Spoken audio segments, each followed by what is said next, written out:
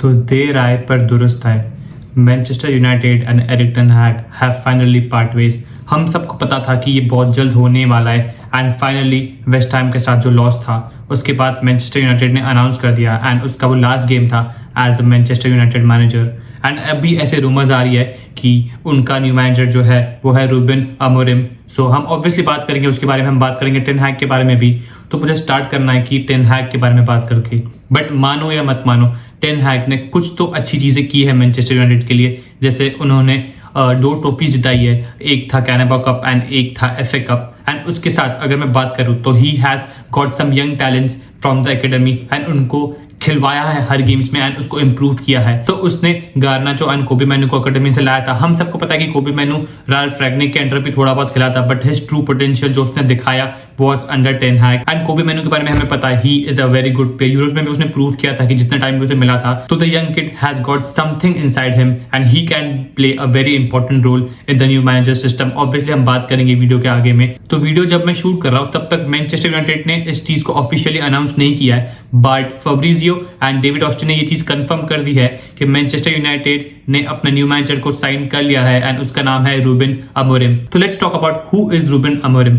Reuben Amorim is a 39-year-old Portuguese manager जो currently अभी Sporting के मैनेजर है in the Portuguese league and he has given a magnificent start to Sporting. Sporting ने अब तक I guess 10 matches खेले हैं एंड 10 में से 10 मैच जीते हैं, 33 गोल स्कोर किया है एंड बस 3 ही गोल अब तक कंसीड किए हैं। So let's dive deep in Rubens career. तो रूबेन ने सबसे पहली टीम मैनेज की थी कासा पिया करके 2018 में जब उसने अपना मैनेजर करियर स्टार्ट किया था, बट वही साल में उसकी कुछ तो कॉन्फ्लिक्ट होती है with the Portuguese football federation and वो जॉब रिजाइन कर देता है। So later he was appointed as the coach of Braga B. तो 2019 में उसको सीनियर टीम का मैनेजर बना दिया जाता है एंड जो पोर्चुगीज लीग कप है तासा दा लीगा वो जिता देता है 2019 में।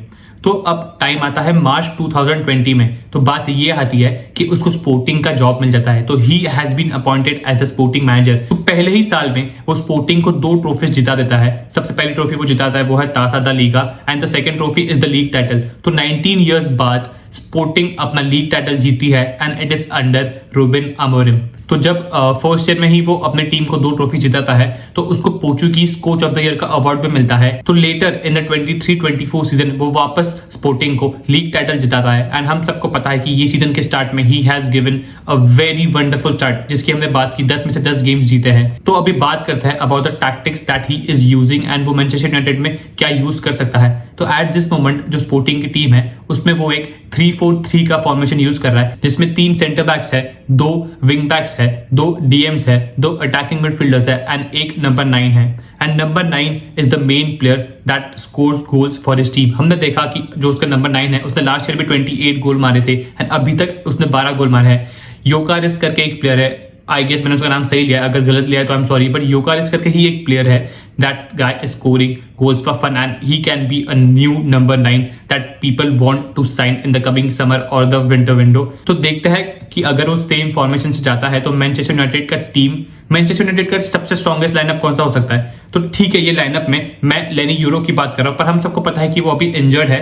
तो एट दिस मोमेंट मैं हैरी मैगवायर को रखूंगा उसकी जगह पे and if he is back तो he can play in place of Harry Maguire. तो ऑब्वियसली गोल में ओनाना स्टार्ट करेंगे, उसकी जो सेंटर बैक्स होंगे वो होंगे delete, Harry Maguire and Martinez and उसकी जो DMs है दे वुड बी कोबी मैनू एंड उगाटे। तो उसकी जो विंग बैक्स है एक साइड पे डेलॉट खेलेगा एंड एक साइड पे मजरावी खेलेगा एंड जो अटैकिंग मिडफील्डर्स है यहाँ मैंने गार्नाचो को रखा है, बट गार्नाचो की जगह अगर रैशफोर्ड भी खेलेगा तो कोई प्रॉब्लम नहीं है। तो Garnacho and Bruno can play in the attacking midfielders and number 9 obviously we'll see Hojlund और जर्गजी एनीवन प्लेइंग। तो जब ये खेलता है तो basically he likes to play an high intensity position game. तो ये बिल्डअप बैक से करता है जिसमें गोलकीपर बहुत ज्यादा इन्वॉल्व होता है। हमने देखी कि सेम चीज टेन हैग ने भी की थी जब उसने ओनाना को लाया था, बट वो चीज फेल हो जाती है। तो maybe let us see what happens. Ruben वो चीज कर पाता है नहीं। तो ओनाना बेसिकली 3-2 के स्ट्रक्चर में खेल सकता है with the defenders that can help the team to build from the back. ये अपने टीम में बहुत ज्यादा टेक्निकल डिफेंडर्स खिलाता है जिसका एक अच्छा फ्लूइड मूवमेंट होता है to the forward line.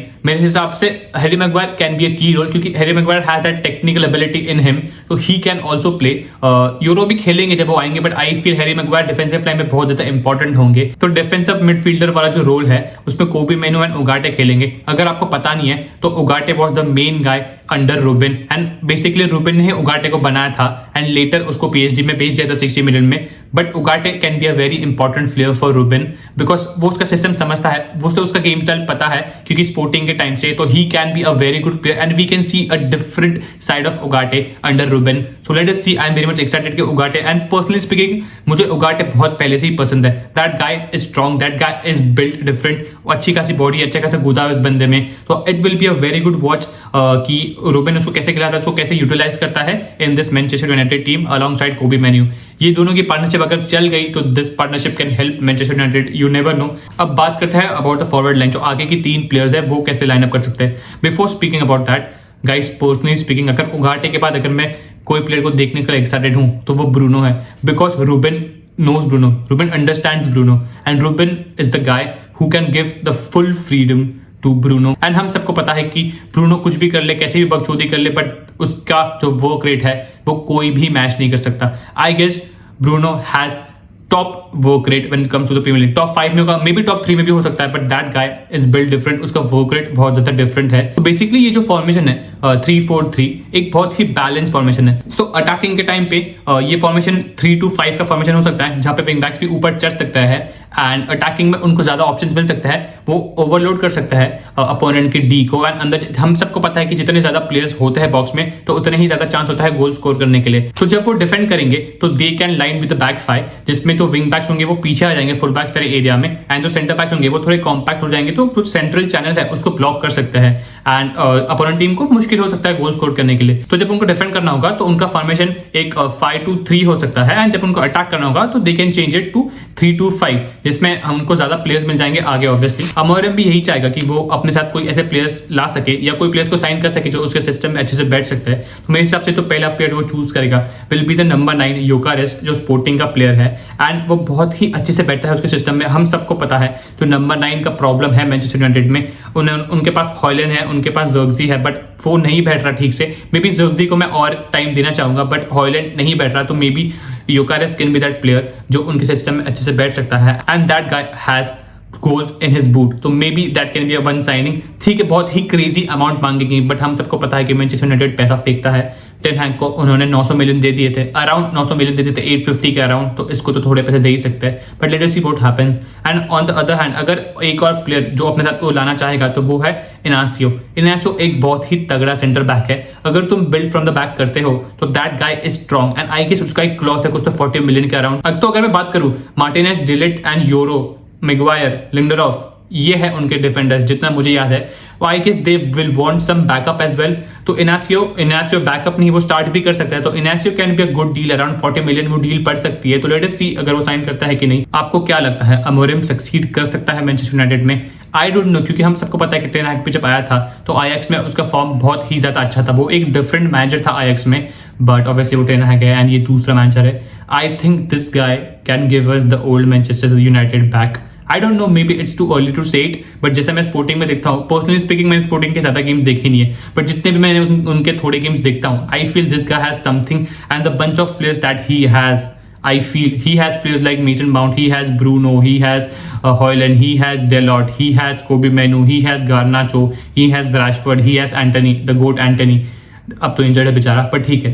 I think Manchester United को थोड़ा टाइम देना चाहिए, ऑब्वियसली जैसे उसने टेन हैग को भी दिया। टेन हैग की फालतू की बातें को वो लोग अग्री करते गए, तो मे बी थोड़ा टाइम लग सकता है इस मैनेजर को इस टीम में, बट यू नेवर नो। हंस फ्लिक जैसा अगर उसने कुछ कर दिया, भाई कुछ कह नहीं सकते, पर late us see what happens. And guys, आपको क्या लगता है, क्या ये मैनचेस्टर यूनाइटेड को वापस अपने गोल्डन डेज ला पाएंगे? मुझे नीचे कमेंट करके बताना।